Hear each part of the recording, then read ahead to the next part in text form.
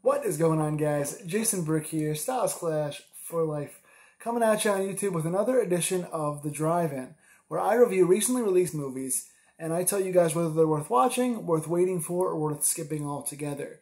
This one's going to be quick. One, because I'm in a very hot room. It's about 95 in this house right now. And number two, this movie doesn't leave me all that much to talk about, but I wanted to talk about a film that I just saw tonight. It is 2018's Camp Coldbrook. Now, I came across this. I saw it in the listings for the last year or so. It keeps popping up on Tubi. It's on free Tubi right now, the free app you can get. It looked pretty good based on the cast.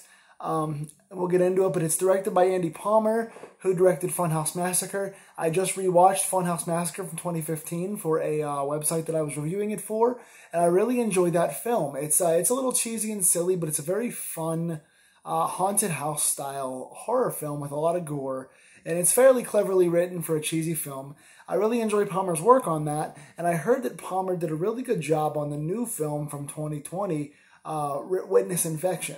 So Palmer's name has been fresh in my mind. I happen to see that Palmer was also the director for Camp Coldbrook, which I've been meaning to watch for a while because of the cast. So now I had a reason to go in and finally watch this film, and I figured since it is 2018, only 3 years ago, I would review this film for the drive-in. So here we go. 2018's Camp Coldbrook, directed by Andy Palmer, who, like I said earlier, directed 2015's Funhouse Massacre, which you should go check out, and 2020's Witness Infection, which I have not seen yet. Written by Alex Carl, who is doing his feature film debut as a writer here. And starring Danielle Harris, Chad Michael Murray, and Courtney Gaines. You guys know those names from everywhere. Courtney Gaines is in everything. He's got a ton of indie horror on his resume. Chad Michael Murray, obviously One Tree Hill. I've always been a fan of him from that series and many famous 90s movies as well. Danielle Harris, obviously one of the big scream queens of horror. She is in my all-time scream queens and horror crush list. Good to see Danielle Harris doing another indie horror. So again, with the director getting a lot of acclaim for some indie horror, and with this cast, I figured it'd be solid. Essentially, the plot is 4 people work for a reality show. They do this paranormal kind of stakeout reality show where they go and they try to find ghosts in cool locations in haunted houses. They're trying to get a 4th season renewal, but the network wants to cancel them, so they have to go find a really cool location to do a really good episode. So they get led by a crew person to go to a place called Camp Coldbrook, where there was a big tragedy years ago. So they go out to Camp Coldbrook looking for ghosts, and what they find is all too real to them. If you've heard this plot before, stop me. Obviously, it's the plot of many, many horror films, especially in the indie genre. So right away, the plot came across a little bit wooden, but I want to discuss the positives first, as I always do on this channel. Number one, the acting is pretty good. This is not shot like an indie. It does look like it has a higher budget to it. It's shot crisply in terms of the color and stuff like that. It doesn't look very indie, so good polish overall on the production value of the movie. The acting, like I said, is really good. Obviously, you know, you have Danielle Harris and Chad Michael Murray are the 2 main characters in this, in the crew of the Ghost Hunters. So obviously you have 2 staples there. Chad Michael Murray especially. He has the most emotional arc. He's the only one that really has any kind of character depth in this movie. There's not a lot of depth to it, which goes in the negative section, but he takes the little depth he is given and he works with it. I like his sarcasm. I like his smoothness. He does a good job in this. Obviously, I love Danielle Harris in everything she was ever in, so the acting is a plus in this film. Also, the locations, in my opinion, are the biggest plus in this film. The locations are really well done. Camp Coldbrook itself is a nice slasher camp background. You've got some cool woods. You've got a nice little swing set, which makes for a good little scare.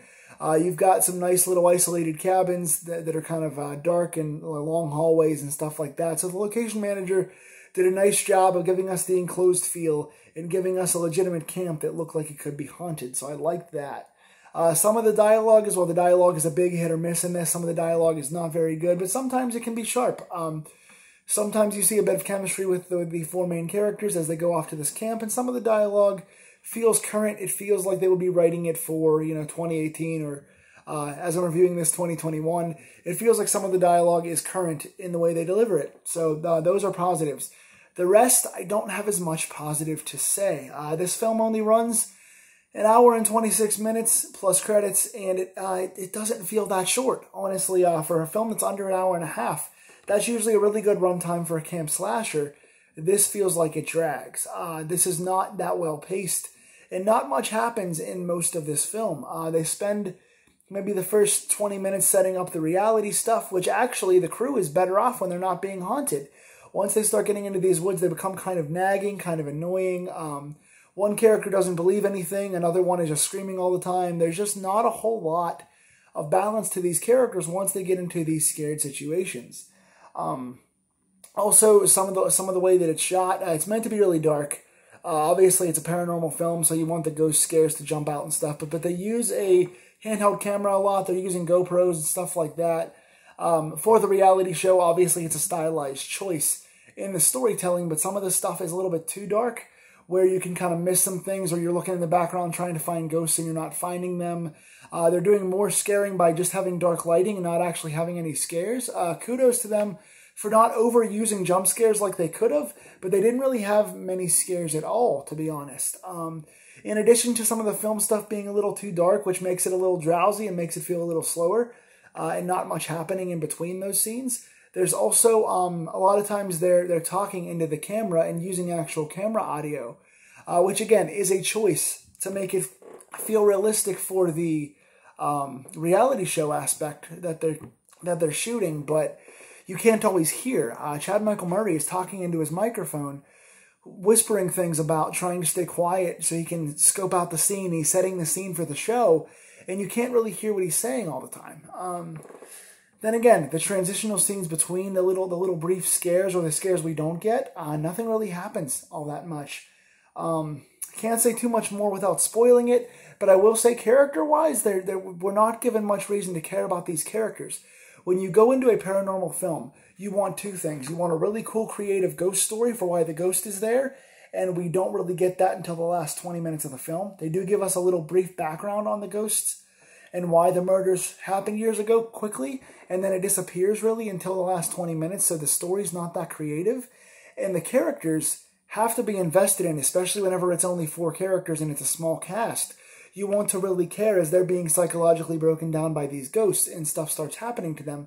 You want to invest in those characters. You can't invest in them because we see a brief thing with Chad Michael Murray talking to his wife and seeing his kids. You see Chad Michael Murray with his kids, and he's a good dad. And his wife is a little worried because there's bills and there's not as much money coming in. So you get a little 5-minute scene with him and his family. Aside from that, no other character really has anything at all. The DP is a little bit snarky and a little bit disbelieving. Danielle Harris's character is just kind of there. She's the one that does the research. She's kind of the smart character. And again, she plays it well and she acts well, but she's given nothing to do. She has no background. The 2 other survivors are main characters as well.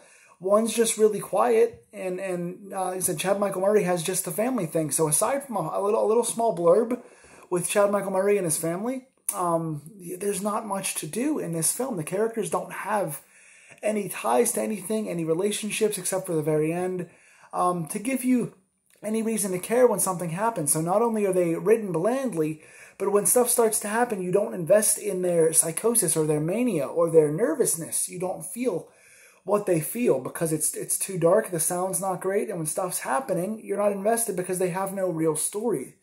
That's the spoiler-free portion of my film. So again, it's a run-of-the-mill plot, the dialogue is so-so, and in spite of the good casting and good acting, not much happens. It doesn't look physically great because they're doing reality show style audio and video, and the story, in spite of not being creative, is not paced that well. So I'm going to give this film a 3 out of 10, just because I do like the casting choices because the acting is good, and I like the use of locations.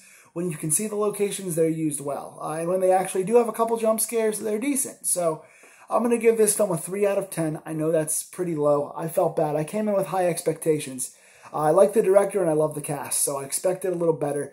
It's not an absolute garbage film, but it's nothing to write home about. It's nothing original. If you're looking for paranormal films or camp films, there are many others, even on Tubi, that you could find that are way better. So either genre has been done before in much better ways. So In spite of the charm of the cast and the potential of where this could go, it didn't deliver for me personally. 3 out of 10. Now for the spoiler section. For those of you guys that have not seen this film, pause it and go watch it if you want to watch it. Spoilers. The actual ending, the whole story basically is this girl was considered a witch by the local townspeople, so she set a curse to kill all the children that tried to run her out of town. Her daughter was killed by the town, and so she sets a curse on the kids. 2 of the kids wind up being Chad Michael Murray and one of the other girls who recommends them to go to this camp. So because the girl's being haunted by the witch, she takes Chad Michael Murray and they go back to the camp, and they are the 2 of the remaining souls that have to be sacrificed to save all the kids. Because I guess the parents of these ghost hunters were the ones that called the lady a witch in the first place, I guess. They try and do a bunch of ties. They also relate back to the end of the film when the witch lady takes Chad Michael Murray's 2 kids as the final sacrifice to let the whole family go or something. If you're confused, so am I. It's kind of dreary. They don't do a great job in keeping up with the story. They try and throw a couple twists at you in the last 20 minutes and tell the story, but it doesn't really feel like it's that lively because it's paced so slowly, and by the time you get there, you don't really care. I was on my phone at this point. I was texting a little bit. I was writing tweets about the review. I wasn't very invested, so yes, they tried at the end to connect things. And yeah, the twist wasn't terrible, but it just didn't invest me. So 3 out of 10 for this movie. If you have seen it, am I being too hard on it? If so, I apologize. Tell me in the comments below, and please like, share, and subscribe. Comment on your review on this video, and comment other recent films that you would like me to review on this segment of The Drive-In so I can do more films in the future. Take care, guys. See you soon.